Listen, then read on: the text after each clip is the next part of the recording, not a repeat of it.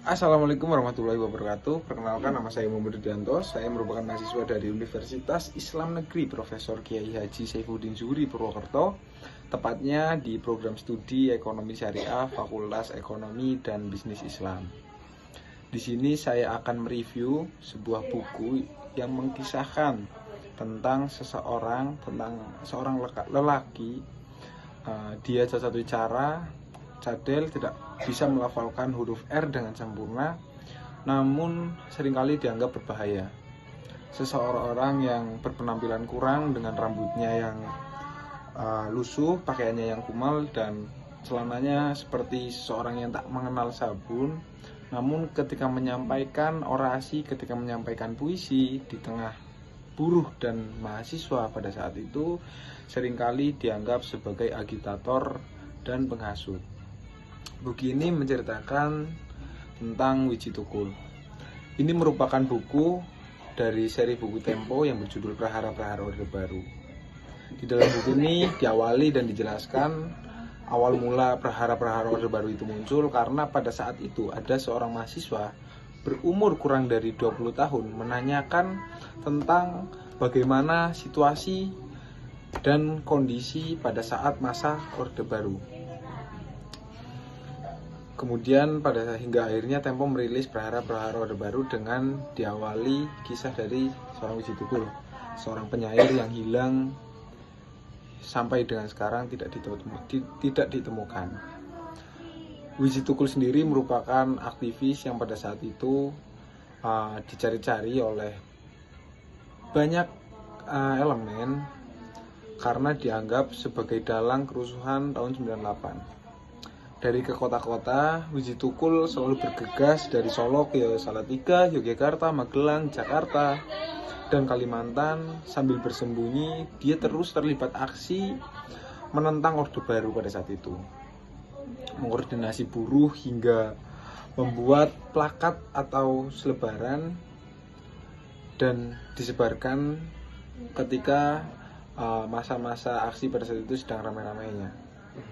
Dia juga tidak berhenti menulis puisi. Dalam persembunyiannya dia selalu menulis puisi dan cerita pendek.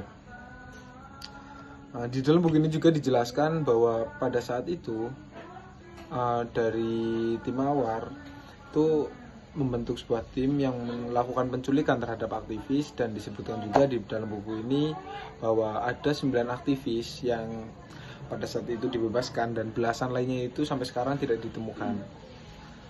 Si integrator pada saat itu yang melakukan penculikan itu seringkali menanyakan tentang keberadaan Wiji Tukul.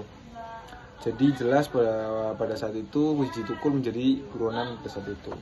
Bahkan di dalam buku ini juga dijelaskan bahwa ada seorang jenderal yang mencari Wiji Tukul.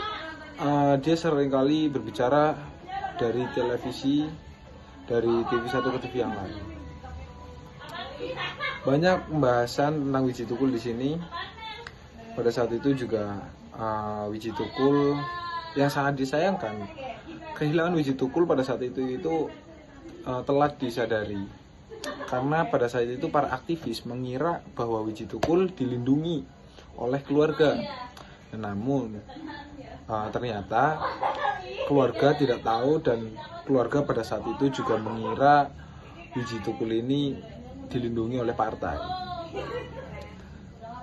Kemudian Wiji Tukul ini pada saat itu istri Wiji Tukul pada tahun 2000, tepatnya di bulan Mei kalau nggak salah, istri Wiji Tukul ini melaporkan ke Kontras. Kontras ini merupakan komisi orang hilang dan tindakan kekerasan. Kemudian buku ini diakhiri dengan beberapa titik-titik yang dijadikan persembunyian oleh Wiji Tukul, dan juga beberapa foto para aktivis yang hilang hingga sekarang. Ada beberapa yang hilang, ada Yani Afri, Sony, Dedi Hamdun, Noval Al-Katiri, Ismail, Suyat, Herman Hendrawan, Petrus Bima Anugrah, Ucok Nandar Siahan, Yadin Muhyiddin, Hendra Hambali, Abdul Nasair. ini merupakan aktivis-aktivis yang sampai sekarang belum ditemukan.